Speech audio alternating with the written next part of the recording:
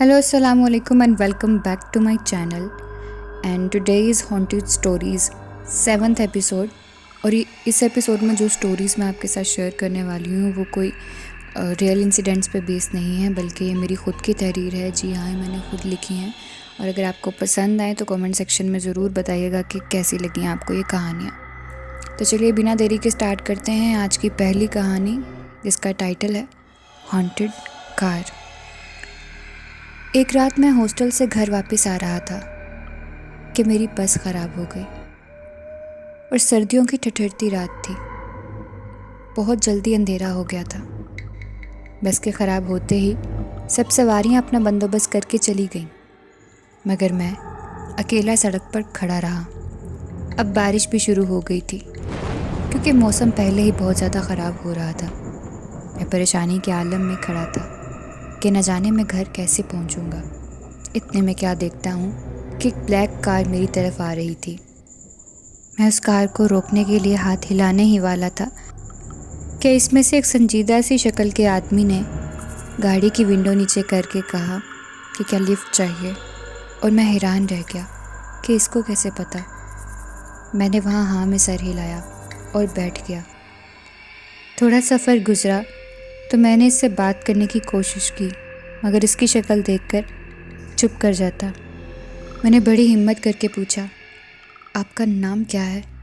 इसने मेरी तरफ देखा तो इसकी शक्ल बदल गई। इसने कहा, जिन है मेरा नाम। ये देखकर मेरी आंखें बाहर आने को थीं।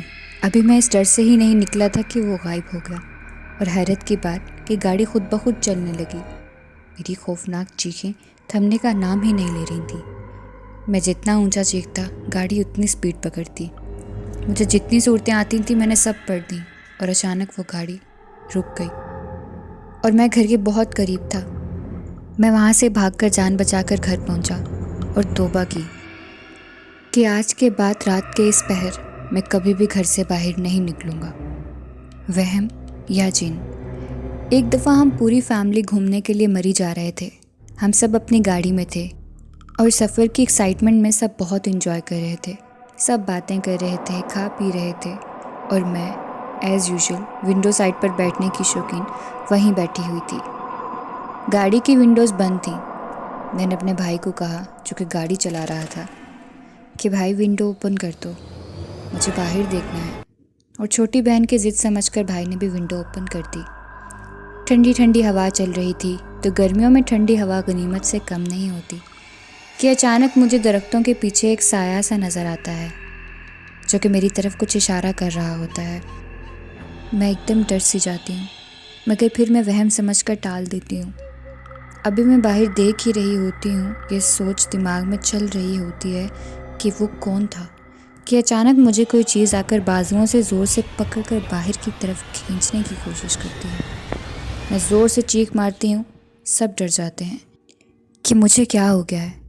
सब कहते हैं मुझे वहम हुआ है। ऐसा कुछ नहीं है। आज इस वाक़ये को पूरा साल हो गया है, मगर कोई नहीं मानता कि वो सच था। पर मैं मानती हूँ कि वो कोई वहम नहीं था, बल्कि जिन था, क्योंकि मेरे साथ हुआ है। स्टोर का जिन। मेरे दादा अबू बहुत बहादुर आदमी थे और हमने सुन रखा था कि कुछ जिन्नात हैं जो कि उनके ताबे हैं, और हम बच्चों को इन सब कहानियों में बहुत इंटरेस्ट हुआ करता है। तो दादी अम्मा से अक्सर कहा करते थे कि क्या ये सच है कि दादा जान के पास जिन कैद हैं। तो दादी अम्मा कहती थी कि हाँ, और हमें लगता था कि वो हमें डराने के लिए मजाक करती हैं, क्योंकि जब हम दादा अबू से पूछते थे तो वो मना कर देते थे और गुस्सा होकर हमें डांटा भी करते थे। हमने सुना था कि दादा अबू के रूम में एक छोटा सा स्टोर है जहाँ वो कैद हैं। एक दिन हम दादी अम्मा के रूम में सब कज़न्स मिलकर खेल रहे थे। सब छोटे हुआ करते थे तो शोर कर रहे थे। इतने में मेरे बड़े कज़न अबू बकर को आवाज़ आती है, श्श्श, अबू बकर इधर आओ। सब डर जाते हैं, पर फिर भी सब इकट्ठे होकर हिम्मत करके रूम के पास जाते हैं। तो जब अबू बकर दरवाजे को कान लगाकर सुनता है तो अंदर से आवाज़ आती है, शोर मत करो, हम सो रहे हैं। ये सुनकर बस फिर क्या होना था। हम ऊंची ऊंची चीखते हुए वहाँ से भाग गए। जब दादा अबू को बताया تو خوب ڈانٹ پڑی اور ہم کبھی دوبارہ اس اسٹور میں نہیں گئے، اور بعد میں دادا ابو نے اس اسٹور کو تالا لگوا دیا تھا جو کہ آج تک لگا ہوا ہے۔ وہ کیا تھا، ایک دفعہ ہم سب بہن بھائی بیٹھ کر لوڈو کھیل رہے تھے کہ ہمارے کمرے میں ایک چھپکلی دیوار پر بار بار چکر لگا رہی تھی۔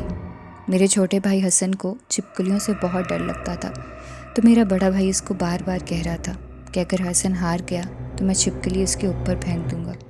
تو حسن کہنے لگا کہ میں امی کو بتاؤں گا، جیسے چھوٹے بچے اکثر شکایت لگاتے ہیں۔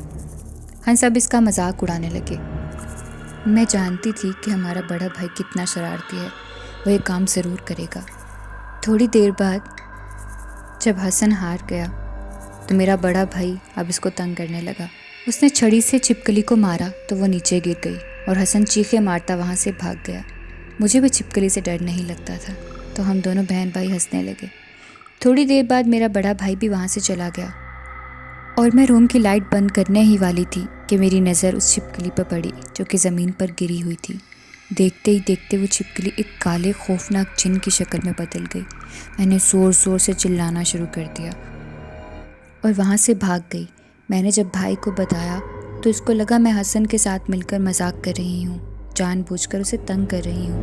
تو بھائی نے کہا، ہاں آؤ دکھاؤ تو کہاں ہے جن۔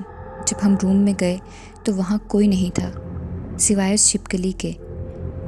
میرا بھائی اس چھپکلی کو پکڑنے کے لیے اس کے پاس جا رہا تھا اور میں تو اس کو منع ہی کرتی رہ گئی، لیکن وہ رکا نہیں۔ اس نے اس چھپکلی کو پکڑا اور کہا کہ ہاں کہاں ہے جن، ہائے جن کیسے ہو تم تو چھپکلی ہو، تم تو چھپکلی ہو۔ وہ یہ کہہ کے زور زور سے ہنسنے لگا۔ وہ اب میرا مذاق اڑانے لگا تھا۔ جیسے ہی اس نے یہ بات کی تو اسی وقت اس کے ہاتھ میں چھپکلی کے بجائے وہی جن جو میں نے دیکھا تھا، جس کا سر چھت سے لگ رہا تھا، آ گیا۔ اور میرا بھائی جب اس نے دیکھا وہ خوف کے مارے بے ہوش ہو گیا۔ جب ہوش میں آیا تو اس پر دم کروایا، تب ہمیں پتہ چلا کہ ہمارا گھر بھاری ہے اور ان چیزوں سے مذاق بھاری پڑتے ہوئے بھی دیر نہیں لگتی۔ اور آج کی آخری کہانی، بسم اللہ کے بغیر کھانا۔ ایک دفعہ ہم سب بہن بھائی بیٹھ کر کھانا کھا رہے تھے کیونکہ ہمارے ماموں کے گھر دعوت تھی۔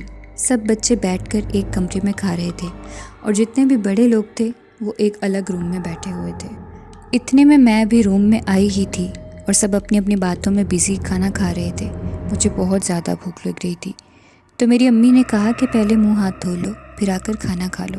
تو میں فریش ہونے کے لیے واش روم میں گئی۔ میں بھی منہ دھو ہی رہی تھی کہ مجھے ایسا لگا کہ میرے سر پر آ کر کوئی کھڑا ہو گیا ہے۔ میں نے گھبرا کر جلدی منہ دھویا تو دیکھا کہ کوئی بھی نہیں تھا۔ میں جلدی وہاں سے منہ دھو کر نکلی۔